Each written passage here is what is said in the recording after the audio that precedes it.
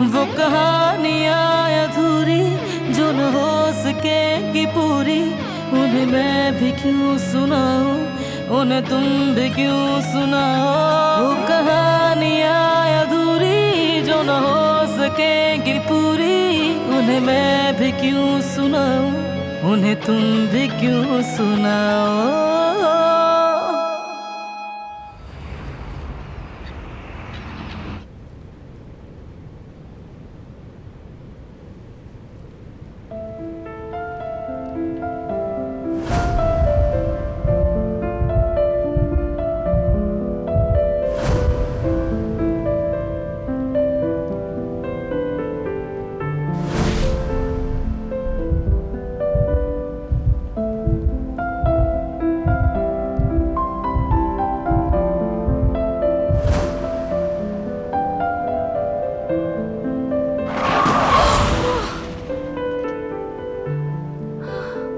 तुम ठीक हो?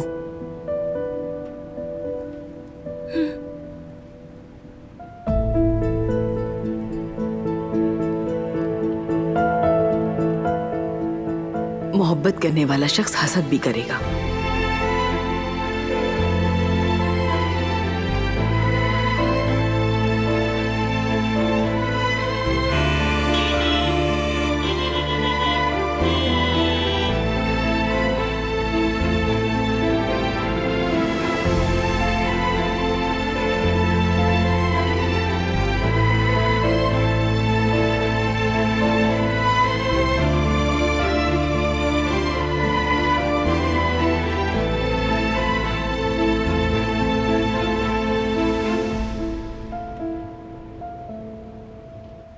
ज़मरुद रुक जाओ प्लीज।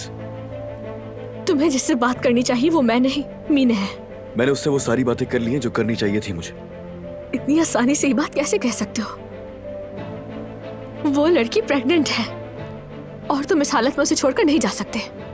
मैं किसी को भी छोड़कर नहीं जा रहा ज़मरुद, और हम कभी भी एक साथ थे ही नहीं। देखने में तुम्हें ऐसा लग रहा होगा कि जुल्म कर रहा हूं मैं उस पर, मगर ऐसा नहीं है। ये सबके लिए बेहतर है। तुम ये नहीं जान सकते। मैं जानता हूं,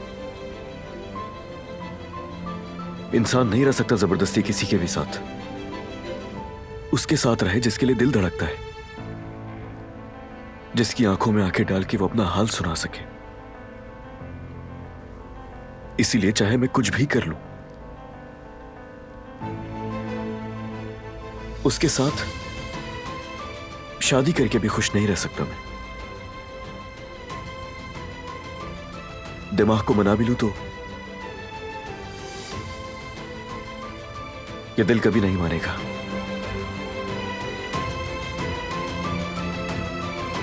मीना के जज्बात का क्या होगा? उसका दिल क्या कहेगा? वो ये सब समझेगी? ये सब करना ठीक है? ऐसी तवक्को नहीं कर सकती थी मैं तुमसे, कभी नहीं।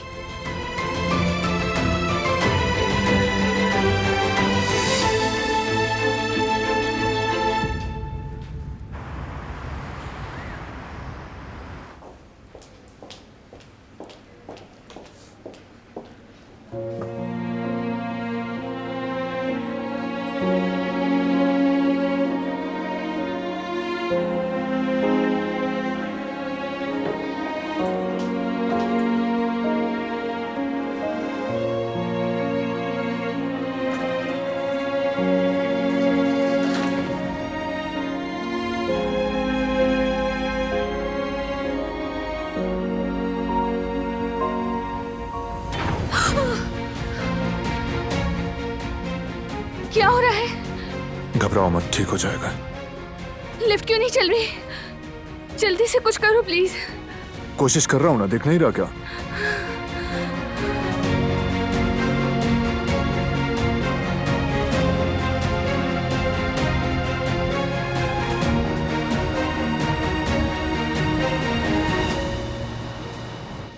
जवेरिया कैसी हो? कुछ चाहिए तो नहीं तुम्हें? हाँ नहीं नहीं, ठीक हूँ। चलो मैं अपनी बेटी पर चादर डाल देती हूँ, सर्दी भी हो रही है ना। हाँ बिल्कुल, ढापे से। क्या ख्याल है, एक और कंबल ले आऊं मैं? नहीं जेवदत, बहुत शुक्रिया, काफी है। आप दोनों अब बैठ जाएं। मुझे आप दोनों से कुछ पूछना है। बताइए, ऑपरेशन कैसा रहा?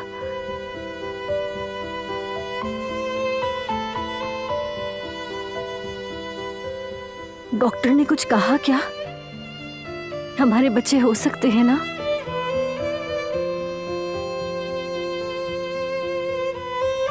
हाँ? अम्मी,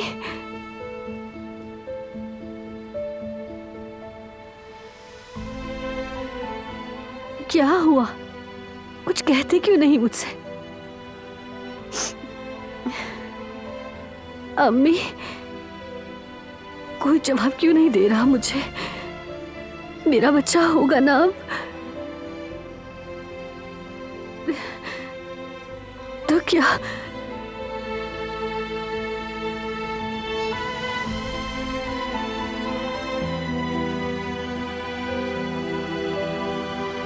तो मतलब कोई फायदा नहीं हुआ ऑपरेशन का?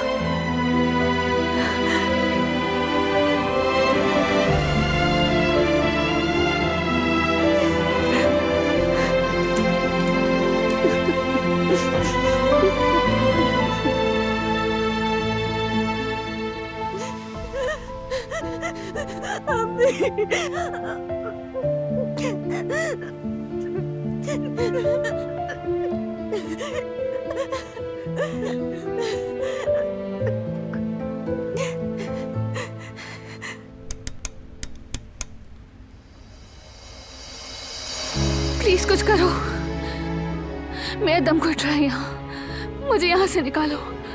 रिलैक्स हो जाओ, जल्दी ठीक हो जाएगी। नहीं नहीं, मुझसे सांस नहीं लिया जा रहा। मैं अंधेरे और बंद जगहों पर नहीं रह सकती, मुझे डर लग रहा है, मुझे यहाँ से निकालो। मैं कॉल करता हूँ किसी को।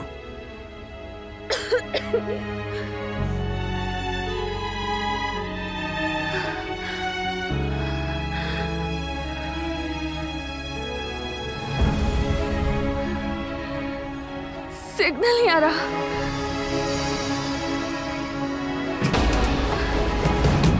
मदद करो, हमारी मदद करो प्लीज। मेरा यहाँ दम घुट रहा है, मदद। अपनी एनर्जी वेस्ट मत करो, दोपहर का वक्त है, यहाँ कोई नहीं होगा। यहाँ हो। तो फिर क्या करेंगे? मुझे जल्दी से यहाँ से निकालो, मुझसे सांस नहीं लिया जा रहा। ठीक है, पुरसुकून हो जाओ। मैं हूं ना यहाँ, कुछ नहीं होगा। देखो मेरी तरफ, मेरी आंखों में देखो, तुम बिल्कुल महफूज हो। अब गहरी सांस लो, सांस बाहर निकालो। हम जल्दी यहां से निकल जाएंगे। रिलैक्स।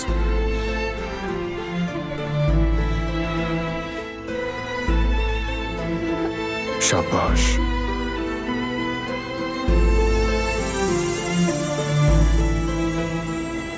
घबराओ मत।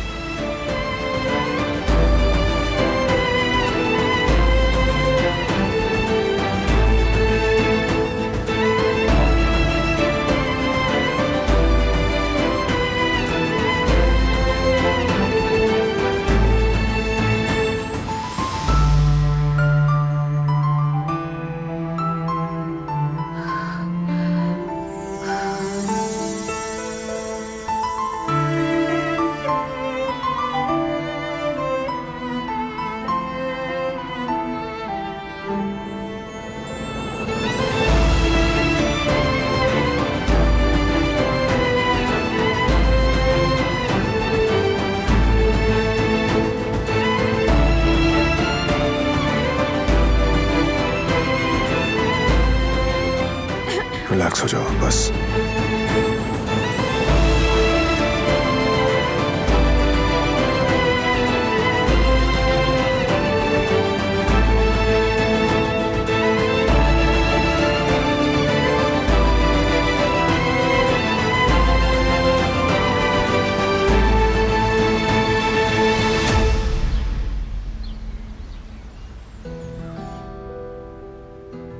ये कितनी खूबसूरत है बेगम साहिबा। हाँ, बहुत खूबसूरत है। अपने हाथों से बनाया है ये सब मैंने। अपना दर्द, आंसू, खुशी, गम सबको एक एक सिलाई में बांध दिया हो जैसे। आपके हाथ सलामत रहे। आहा, काश इनकी जबान होती तो ये बताते। ये बेड की चादर मैंने अपने कुदरत की शादी के वक्त दुआओं के साथ तैयार की थी, मगर इस्तेमाल करना नसीब ना हुआ।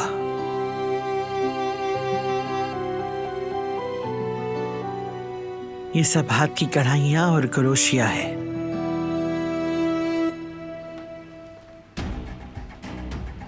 आप क्या कर रही हैं अम्मी जान? पुरानी चीजें निकाली हुई हैं।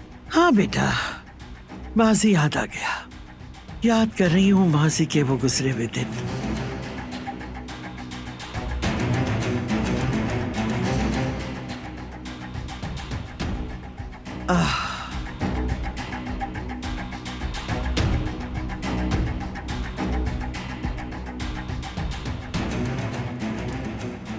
जिस वक्त वो सियाह खबर आई थी, मेरे हाथ में यही काम था। वो सियाह दिन मैं सबसे रूठ गई थी, सबसे ज्यादा अपने नसीब से। मेरा दिल दुख से सियाह हो गया और मेरे बाल सफेद हो गए।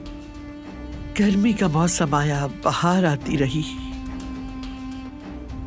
लेकिन इस हवेली में उस दिन के बाद ये सर्द मौसम कभी ना गया। मेरे लिए तो मानो जैसे जिंदगी रुक सी गई। सांस लेना मुश्किल हो गया। मेरे हाथ, मेरे पांव कुछ करने के काबिल ना रहे। अपने बेटे के साथ मैंने भी जीना छोड़ दिया। ये कढ़ाई तब से संदूक के अंदर पड़ी है क्योंकि मैंने कसम खाई थी कि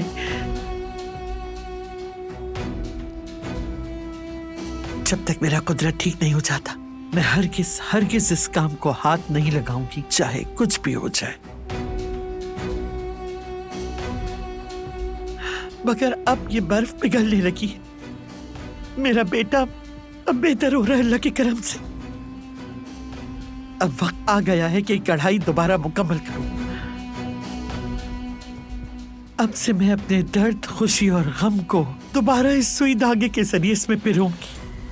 शुक्र है कि इस हवेली में सर्दियों का मौसम अब खत्म हो चुका है। अब फिर से जीने का वक्त आ गया है।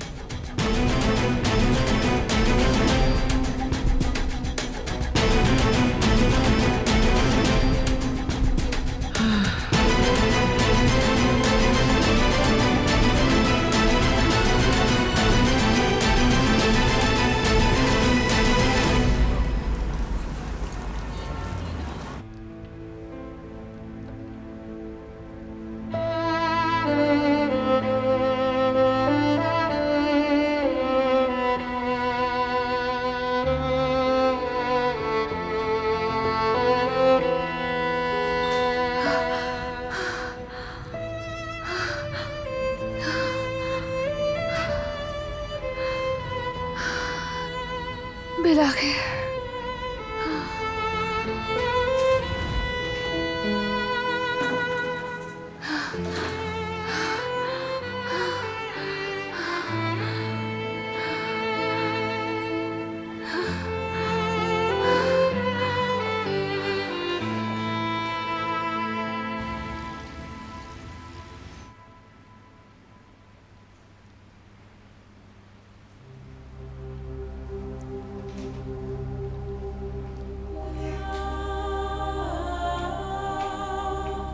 लो, ये पी लो, थोड़ा दिल हल्का हो जाएगा।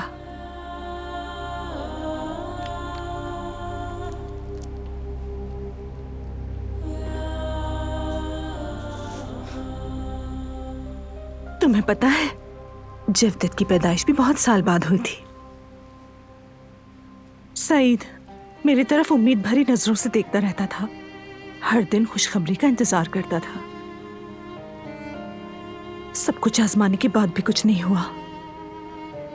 मैं खुद बहुत बुरा महसूस करती थी, खुद को ही कसूरवार समझती रही, जैसे कि सब मेरी वजह से हो रहा हो।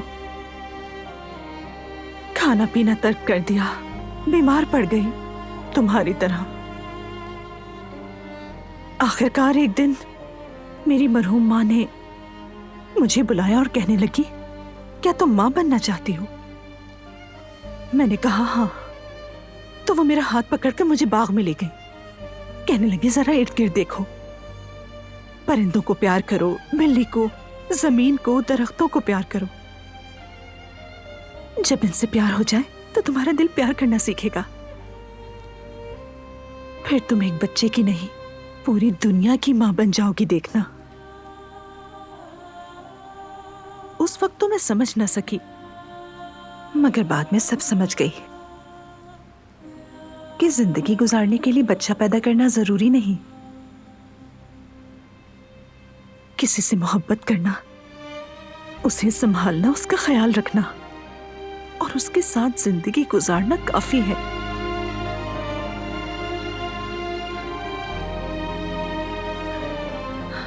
खुश नसीब हो कि तुम्हारे साथ एक अच्छा साथी है। जवदित है, हम सब तुम्हारे साथ हैं और देखना सब कुछ ठीक हो जाएगा। बस दिल से बुरा ना सोचो और अपने दिल में कहो सब कुछ बेहतर होगा। बस थोड़ा वक्त दो, हालात अच्छे हो जाएंगे। देखो सबको बाहर तुम्हारी कितनी फिक्र है।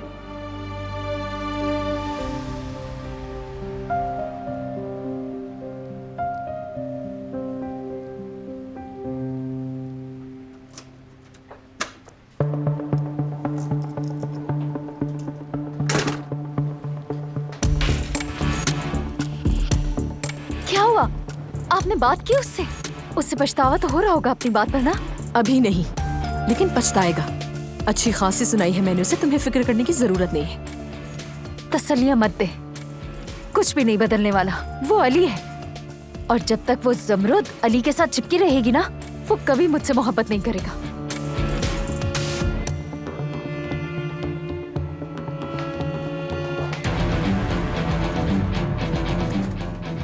कहाँ जा रही हो मीने? अली से बात करने।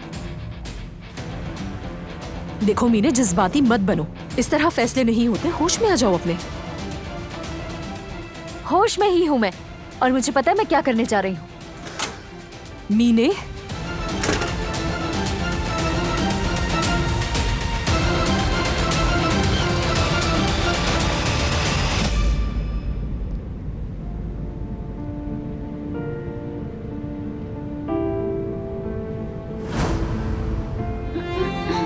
रिलैक्स।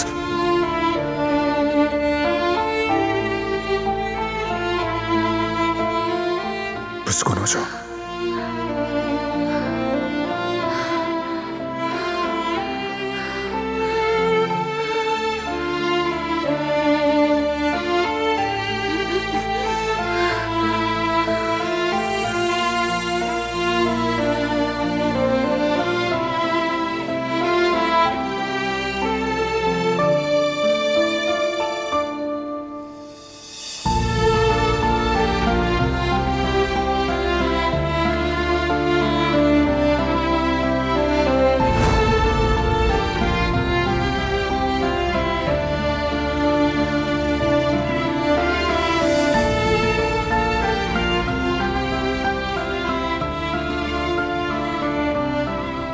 नहीं मालूम था तुम्हें क्लॉस्ट्रोफोबिया है।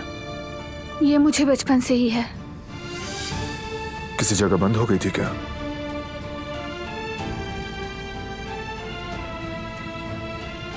अम्मी अक्सर सजा देती थी, स्टोर रूम में बंद कर देती थी।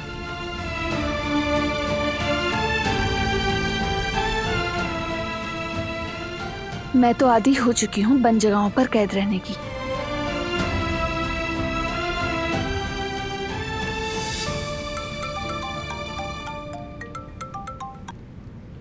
हाँ बोलो करीम। बराल भाई, खबर मिली है कि डॉक्टर उक्ताए मखदूनिया भाग गया है। हम उसका तुर्की वापसी का मुतालबा करेंगे। वो आदमी दोबारा किसी को नुकसान ना पहुंचा पाए। निपटाओ इस काम को फौरन। फिक्र मत करें, मुझ पर छोड़ दें। शाबाश, जो भी जरूरी हो वो करो।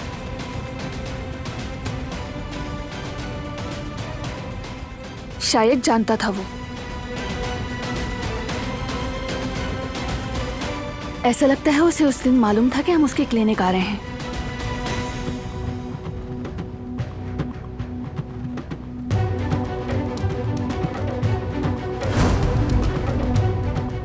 जरूर उक्ताई को किसी ने खबर दी होगी।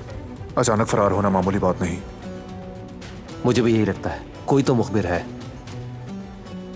फोन के रिकॉर्ड्स की जांच करो, देखते हैं कि इसके कांटेक्ट में कौन कौन था।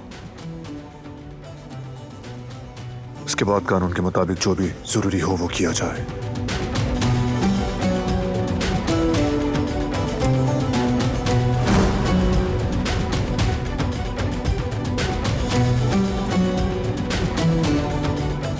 वो डॉक्टर अब किसी को नुकसान नहीं पहुंचा सकेगा। वो कुछ गलत नहीं कर पाएगा, फिक्र मत करो।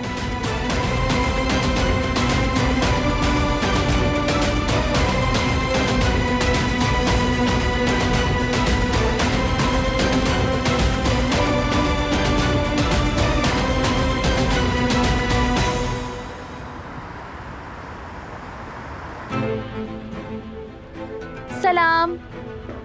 वालेकुम अस्सलाम। कुछ हुआ है क्या? यहाँ क्यों आई हो? वो मैं यहाँ इसलिए आई थी कि हम चलकर निकाह की तारीख ले लेते हैं। तो ठीक है, ले लेंगे तारीख।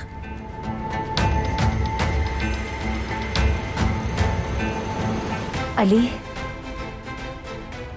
सच कहूं तो मैंने तुम्हारी बातों पर बहुत सोचा। क्या हम चलें यहाँ से? हम दोनों इस शहर से कहीं दूर चले जाएंगे। देखो कितना कुछ हो चुका है ना, तुम्हारा गायब हो जाना और फिर याददाश्त खो जाना, तुम्हारे बाबा का इंतकाल, और अब ये बच्चा। हम किसी दूसरे शहर चले जाएंगे और अपनी जिंदगी फिर से शुरू करेंगे। मैं यहाँ से कहीं भी नहीं जाऊंगा। मेरे पास इस जगह के अलावा और कुछ नहीं। ये मेरा अपना घर है, मेरी अपनी जगह।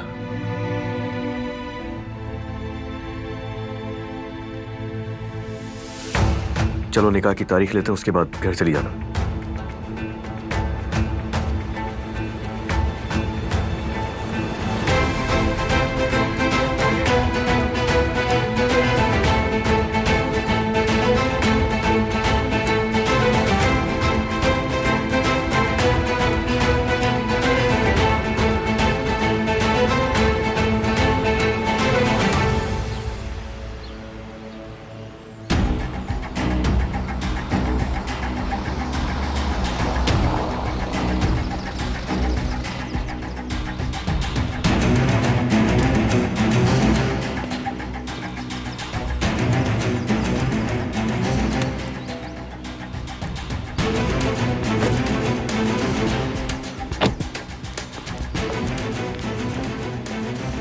खरीदा हुआ सामान बाबा के कमरे में छोड़ दो। जी ठीक है बहरहाल साहब। डॉक्टर आया क्या? जी वो आ चुका है।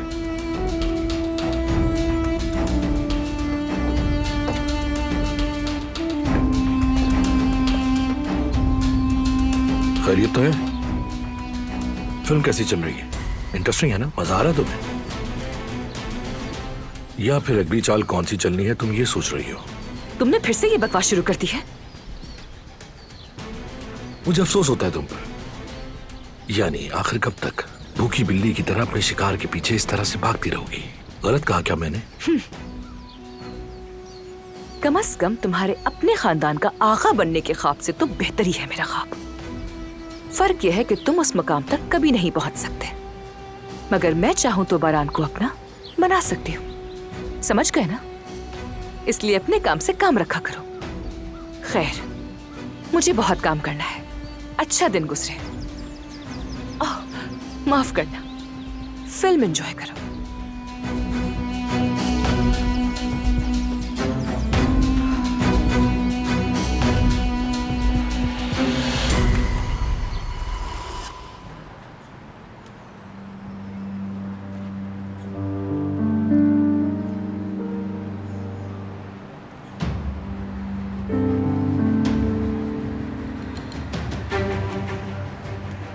अरे मेरा पर्स रेस्टोरेंट में ही रह गया। रुको, यहीं ले आता हूँ मैं। नहीं नहीं, तुम शादी के वेन्यू के लिए कॉल वगैरह करो, मैं रेस्टोरेंट वापस जाकर अपना पर्स ले आती हूँ, ठीक है?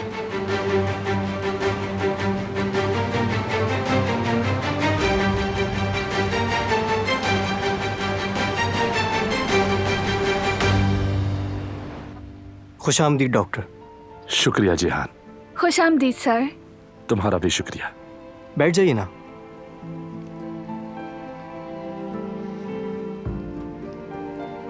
तो फिर सामान खरीद लिया तुमने दिलान? जी बिल्कुल सर, सब कुछ तैयार है। कैसे हैं डॉक्टर? बिल्कुल ठीक।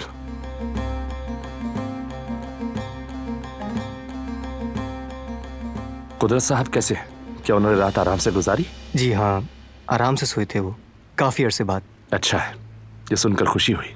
ये सब आपकी बदौलत है, सही हो रहे हैं वो। सच कहूं तो अभी बस ये शुरुआत है, लेकिन ये इंशाल्लाह बेहतरी की उम्मीद है। अगर दवाइयां और वर्जिशें बाकायदगी से जारी रही तो सब कुछ वक्त के साथ बेहतर हो जाएगा।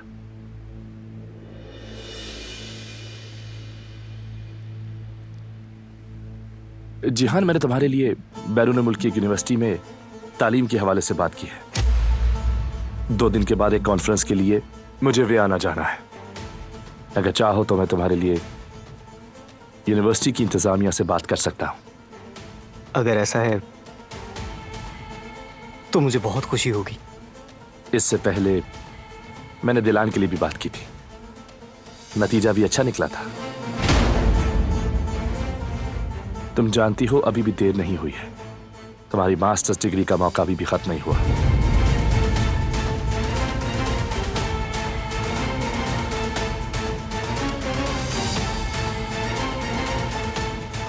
आपा मैं मदद कर दूं? शुक्रिया बेटी, मैं खुद कर लूंगी।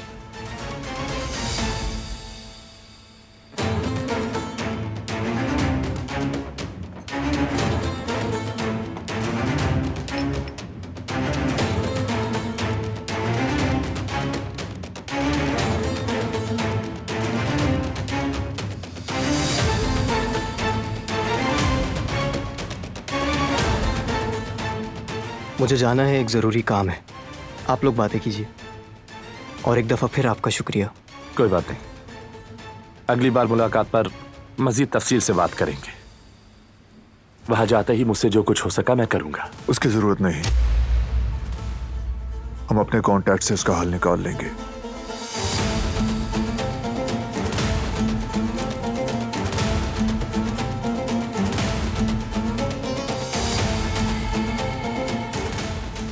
मैं कुदरत अंकल को वर्जिश के लिए तैयार करती हूँ।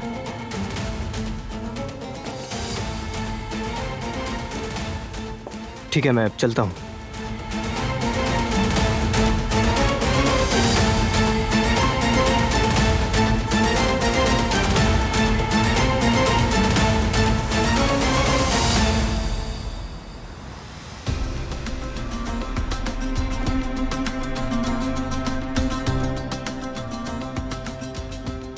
मीने, खैरियत, तुम वापस क्यों आ गई?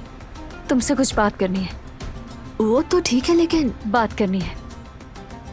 देखो, तुम एक अच्छी लड़की हो और काफी अक्लमंद भी हो, मगर जब तक तुम अली की जिंदगी से निकल नहीं जाओगी, वो मेरे साथ कभी भी नॉर्मल बिहेव कर ही नहीं सकता। मैं समझी नहीं। यानी इस सब से मेरा क्या ताल्लुक है? अली बस मेरा दोस्त है। बस कर दो ज़मरुद। अली एक मर्द है, उसकी उलझन उसकी आंखों में नजर आती है। मैं इल्जाम नहीं लगा रही तुम पर, मैं जो कह रही हूं वो समझो। मैं जानती हूं तुम हमारे रिश्ते की इज्जत करने की कोशिश कर रही हो, मगर कहीं ना कहीं तुम अली को एक उम्मीद दिला रही हो जिससे मुझे खतरा हो सकता है। इसीलिए जो मैं समझा रही हूं वो समझो।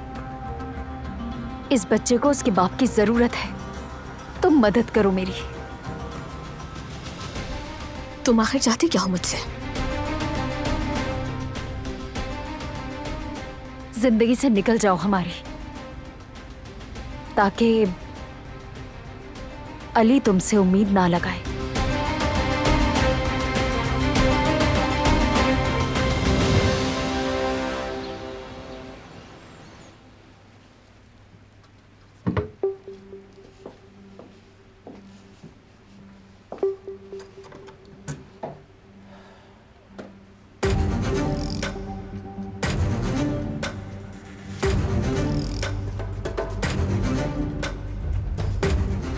यहाँ क्या कर रही हो तुम?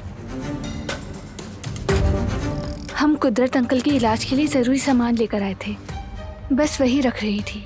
कुदरत अंकल नहीं, कुदरत साहब कहोगी। डॉक्टर ढूंढ के लाने का मतलब ये नहीं कि अपनी हैसियत, अपना मकाम और हद भूल जाओ तुम।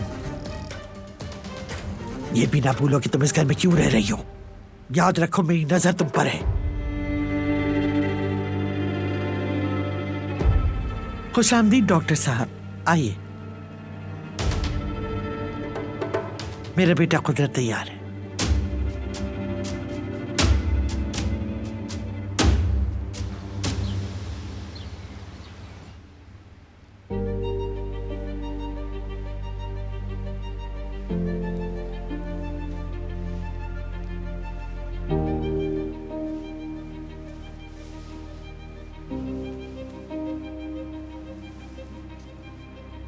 ये जो मैंने आखिरी मुफ्त दिखाई, इसका सबसे अहम तरीका यही है कि मरीज की कमर और जमीन के दरमियान खला न रहे। मैं समझ गई सर।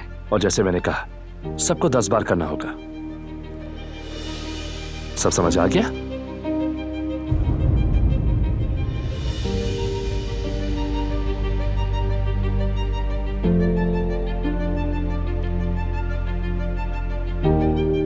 दिलान,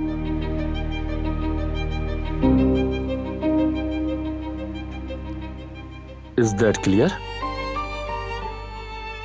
आज तुम कुछ उदास लग रही हो। सब खैरियत है ना?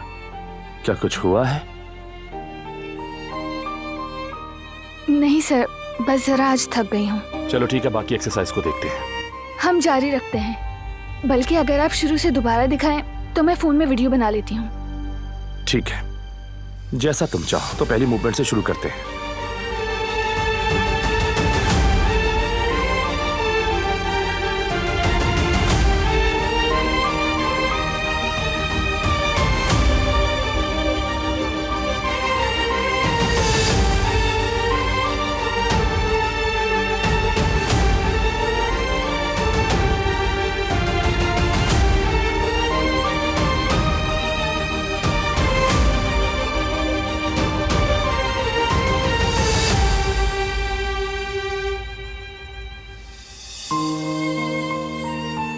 हाँ, तो ये सारी एक्सरसाइज थी।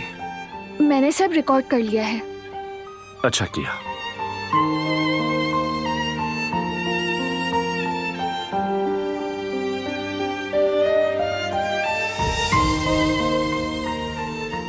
मेरी जरा हेल्प करना, कुदरत साहब को सीधा करते हैं।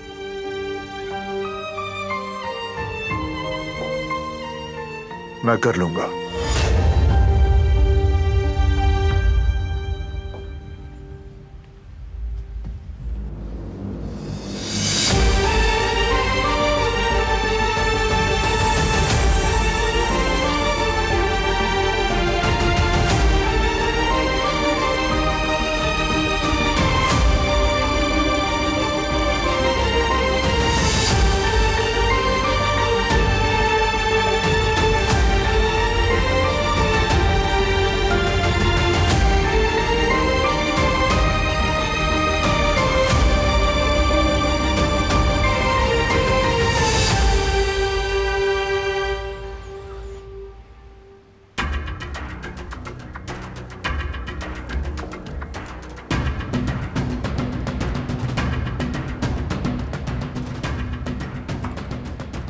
सलाम डॉक्टर मतीन।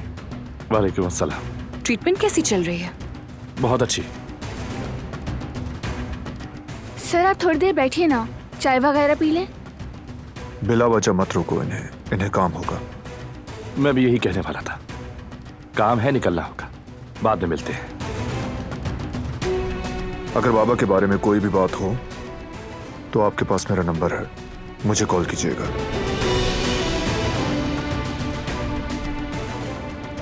मेरी बीवी हमेशा दस्तयाब नहीं हो सकती। ठीक है, यहीं रुको तुम, मैं छोड़ के आता हूं इनको।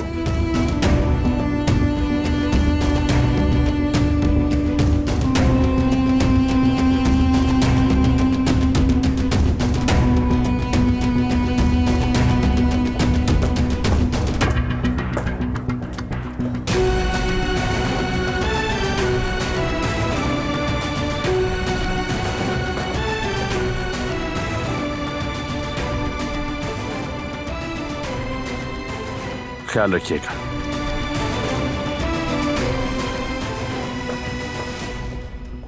मतीन सर, हम बात नहीं कर पाए। इसरा मैडम कैसी हैं?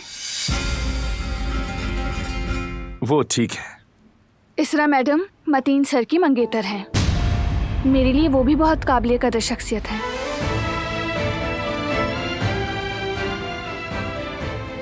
उनकी बर्थडे के लिए जो नेकलेस लिया था उन्हें कैसा लगा? हाँ हाँ, उसे बहुत पसंद आया। मैं चाहता था कि तोहफा कुछ बामायने सा हो।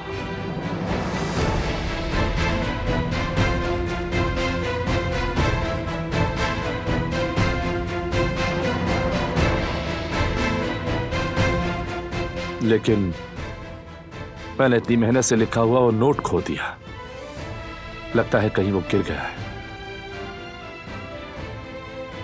वाकई में वो नोट न जाने कहां कहां पहुंच गया होगा।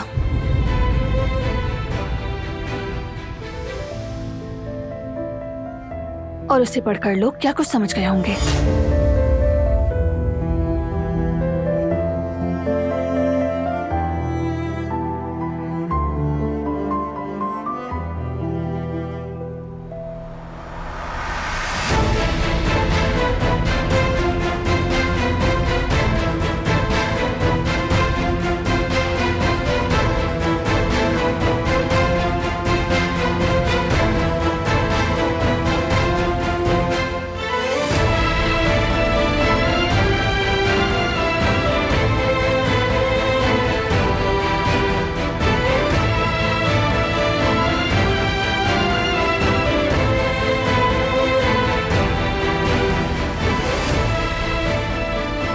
इजाजत दीजिए मुझे, मैं अब चलता हूं।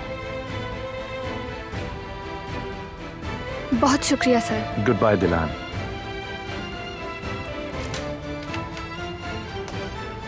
ओह, गुड बाय डॉक्टर साहब। Good bye. अस्सलाम वालेकुम बरान भाई। तुमने मुझे वजाहत क्यों नहीं दी थी? मैं शायद गलत वक्त पर आ गया हूं यहाँ। करीम साहब, आइए अंदर तशरीफ रखें।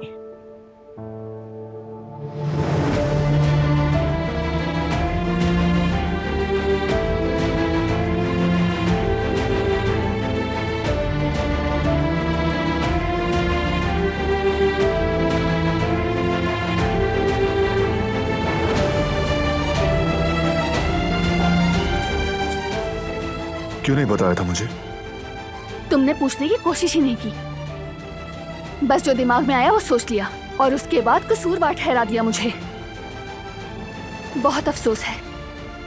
एक छोटी सोच के मालिक हो तुम बारान कराबे।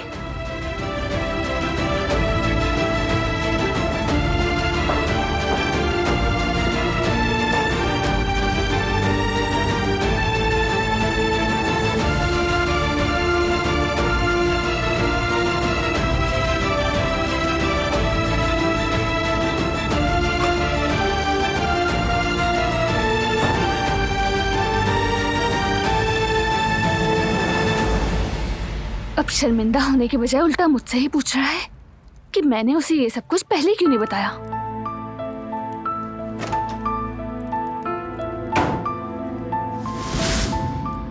मैंने किसी को जज नहीं किया, जो देखा उसका रद्द अमल था बस। अगर तुम मुझे शुरू से सब बता देती तो इस सब की जरूरत ही ना पड़ती। मैं बता देती। अगर मैं बता भी देती तो क्या फर्क पड़ता? तुमने तो पहले ही फैसला कर लिया था। मेरा रिएक्शन बेसबब नहीं था। शायद कोई और हालात होते तो मैं तुम्हें दुरुस्त कहती, लेकिन इस घर ने मुझे हमेशा यही सिखाया है कि मैं ही गलत हूं। मैं जितना अच्छा करने की कोशिश करूं तब भी कसूरवार मैं ही हूं। हर कोशिश, मेरा हर अमल गलत ही होता है। मैंने तुम्हारे साथ हमेशा इंसाफ करने की कोशिश की है, हमेशा। लेकिन इस बार नहीं। इस बार तुमने सीधा मेरी इज्जत और मेरे किरदार पे वार किया है, खासतौर पर मतीन सर के साथ। तुम्हारा सलूक इंतहाई शर्मनाक था। तुम्हारा रवैया और बातें भी। उनके सामने तुम मुझ पर ऐसे काबू रखते हो जैसे मैं कोई आजिज और बेबस सी औरत हूँ, ऐसा ही है ना? उनके साथ भी गैर इखलाकी रवैया रखा, लेकिन क्यों? क्यों?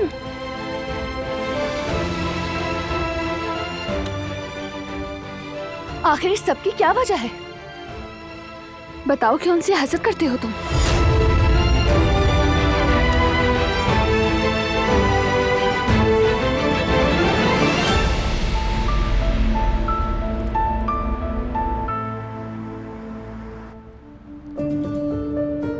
मीने,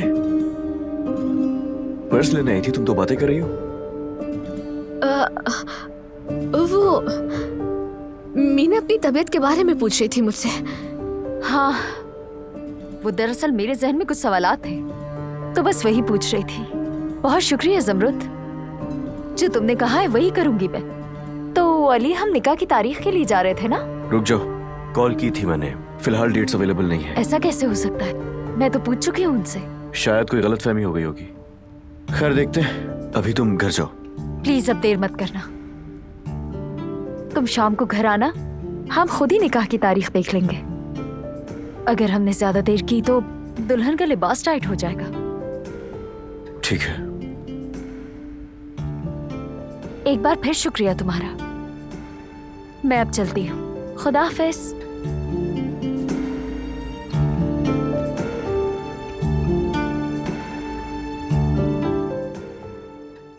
वो कहानियाँ अधूरी जो न हो सके कि पूरी, उन्हें मैं भी क्यों सुनाऊं, उन्हें तुम भी क्यों सुनाओ।